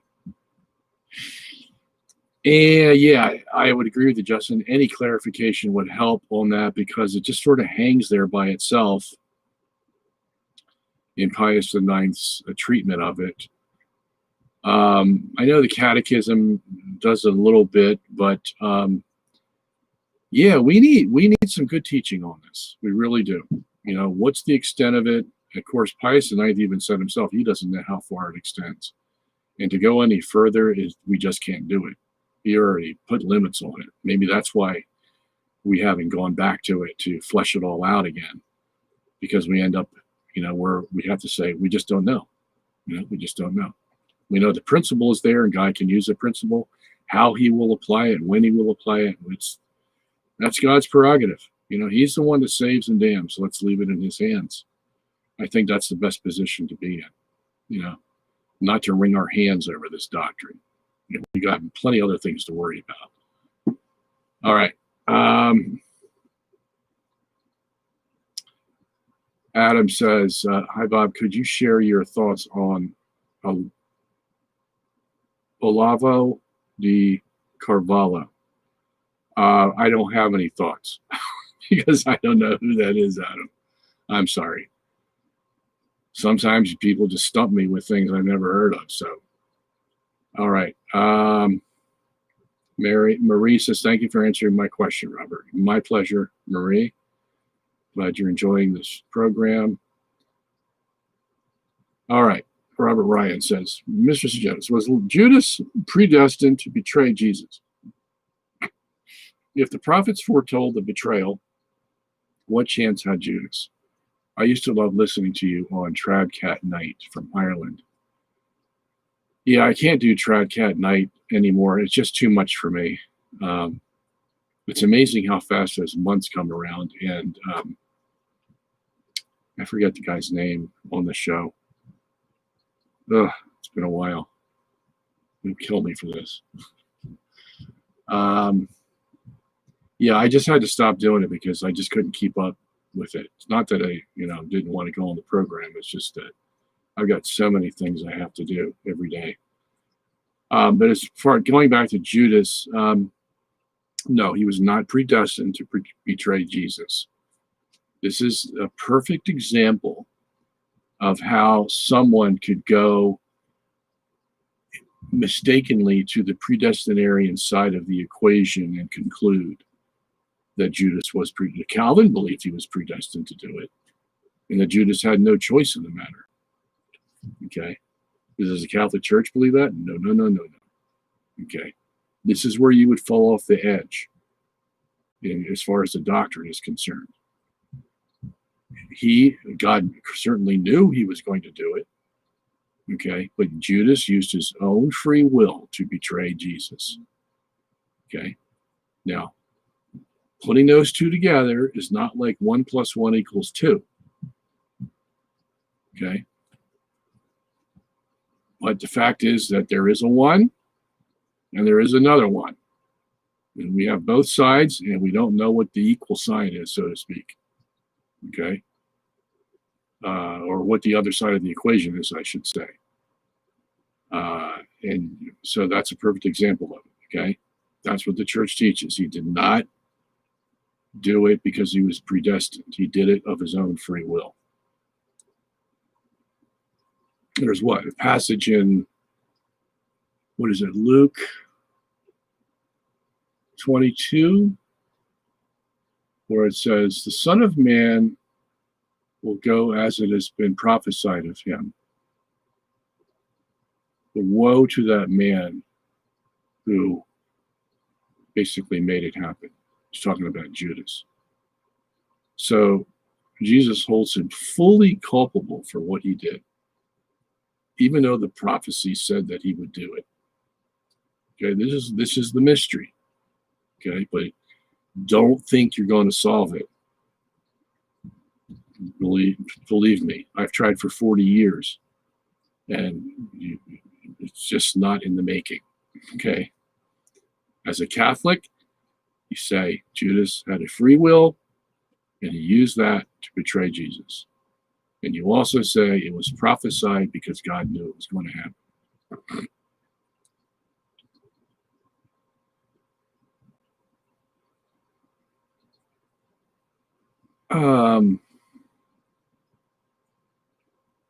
All right, so hi from Australia. Paul Brennan says, traditional Catholic throughout my life, how can this man be removed from office? He cannot.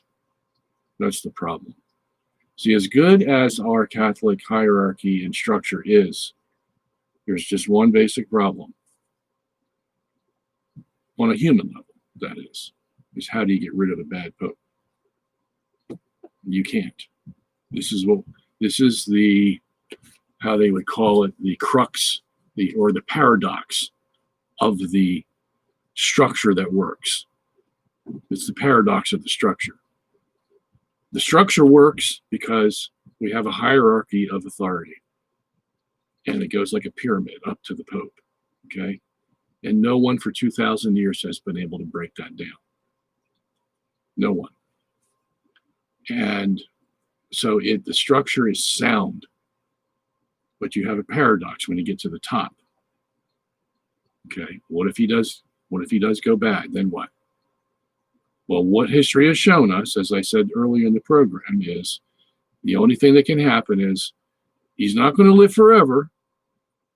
Okay, he's going to die, and somebody's going to replace him, and that pope or popes after him will re-examine this case, and they will, say he's a heretic and we condemn him and blah, blah, blah, blah, blah.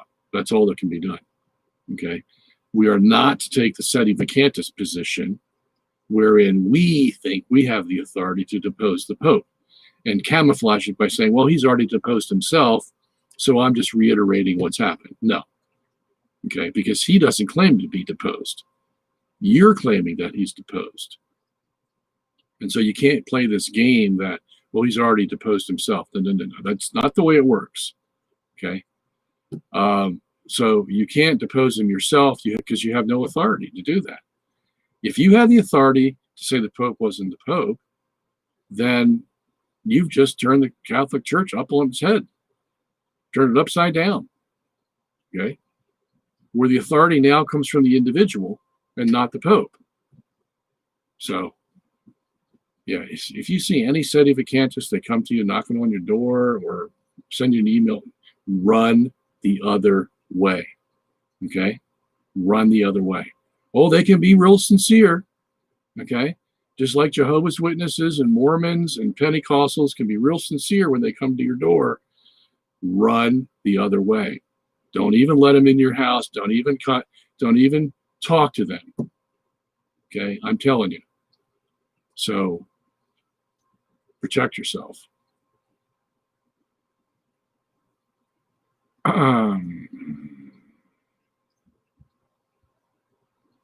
All right, so we got 5 minutes left.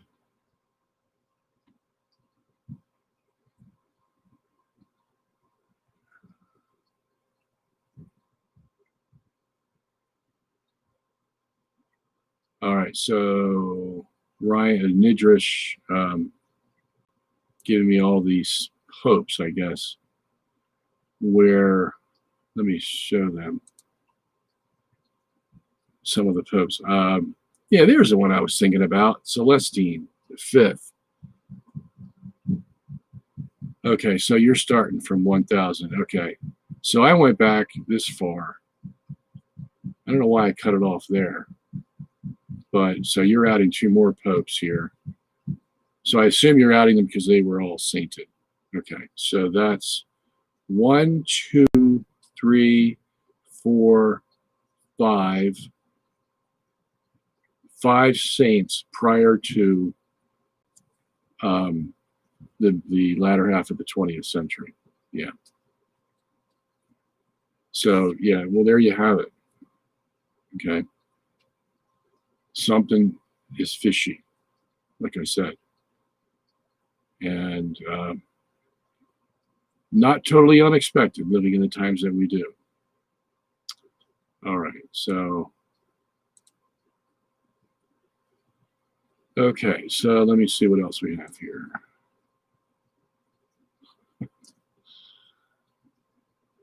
Six degrees of separation, thank you, okay. So you get two people in a room, they have 6 degrees of separation, usually. Sometimes closer. All right, so did Francis really promote homosexual unions? When are the canonical trials against him to commence? Well, we won't have any canonical trials against him, as I just answered. And he really did promote homosexual unions. As far as we know, from all the news sources, that's what happened. This is in a movie that was being made about him, and this is what he says in the movie. So that's pretty clear.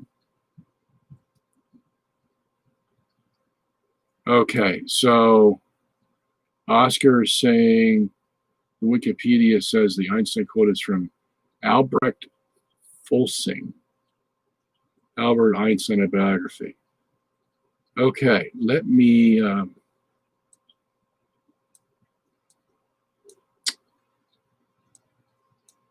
wanted to copy that, and it's not copied for some reason. I don't know why I can't copy that.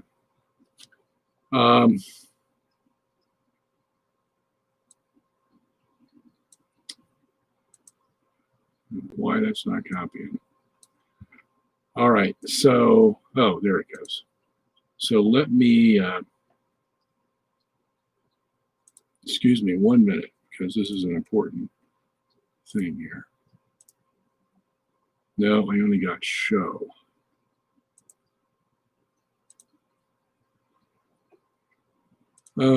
Excuse me, folks, just hang on. I'll give you a few more minutes here, just so I'm trying to secure this thing away. No, just giving me show. Oscar, if you would do me a favor, send that to my email address, sungenis@aol.com. Can you do that for me? My last name at AOL.com. I would appreciate that very much. Because I don't know why I can't copy this right now. It's just not allowing me to do so. All right, so let me go on here. We got a couple minutes left. Arnold says, based on your assessment of the current canonizations as being dubious, how should Catholics view the significance of canonizations? If the church is wrong in making someone a saint, now who's to say? Well, I agree with you. You know, we've opened up a can of worms. I would say, by and large, you accept what the church has given you. Okay?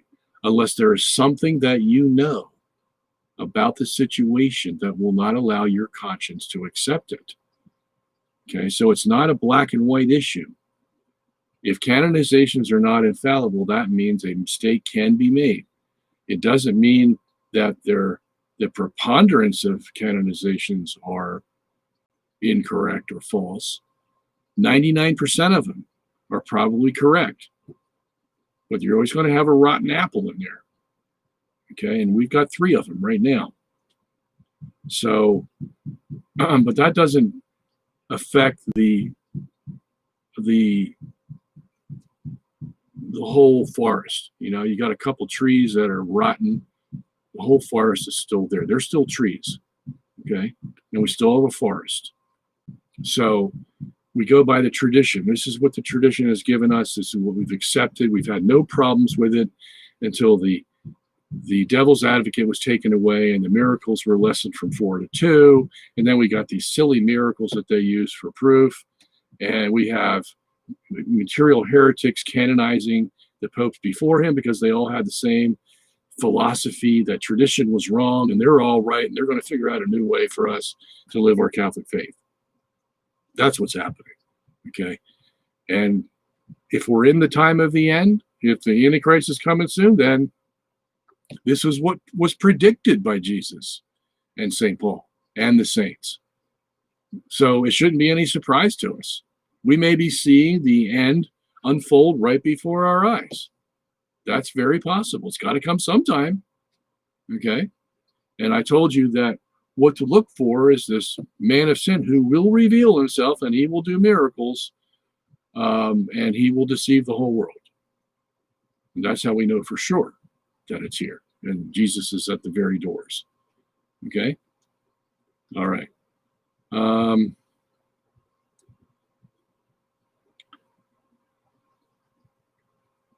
If you pray to a falsely canonized saint, don't worry about it.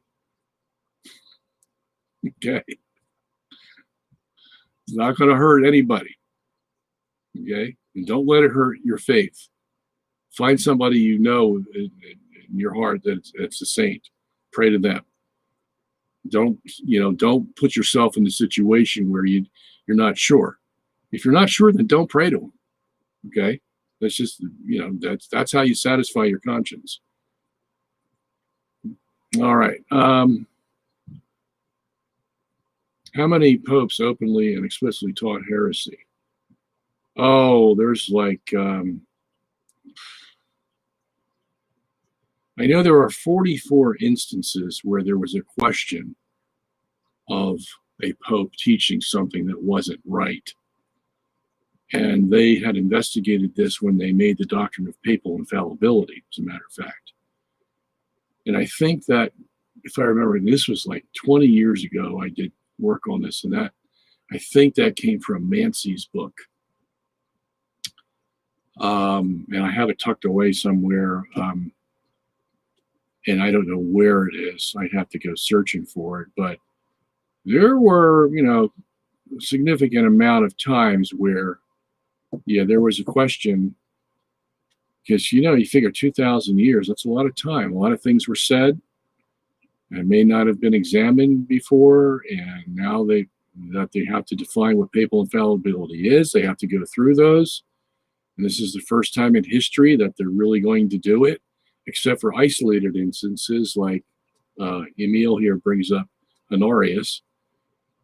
He was declared a heretic by the next two popes, Pope Leo II, and who's the other guy? And the 6th, 7th, and 8th councils. Okay, and his name was on the Liber Diurnus until the 1400s. So that was pretty serious. And so that's isolated instance where it's pretty obvious that the Pope made an error in his unofficial teaching, but still as Pope, okay, but not ex cathedra. And there are a few others, and like I said, might have to go back and see what they are, but there's a few of them, okay, that the church had to consider them when she was making the doctrine of infallibility. Dr. Sungenis, if the earth is stationary, how does the earth tilt during winter time and we have less sun? I want to understand it. Okay, what you can do, Gustavo, is get my flash drive, geocentric flash drive, and on that flash drive you get a lot of stuff. It's $45, but it's well worth it. You get all the books that we've written on the subject. You get 60 animations that will show you how this works.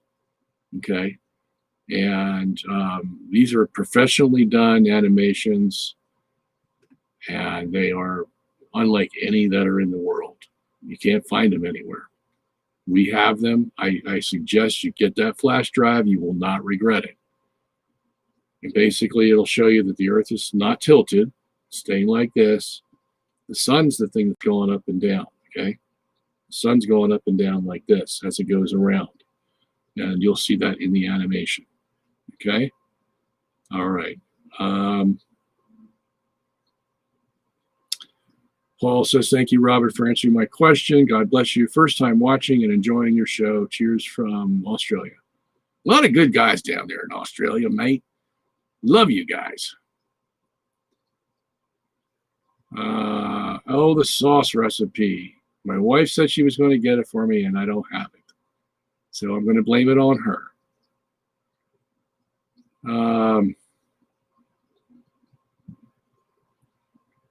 Okay, looks like I got to all the questions. My goodness.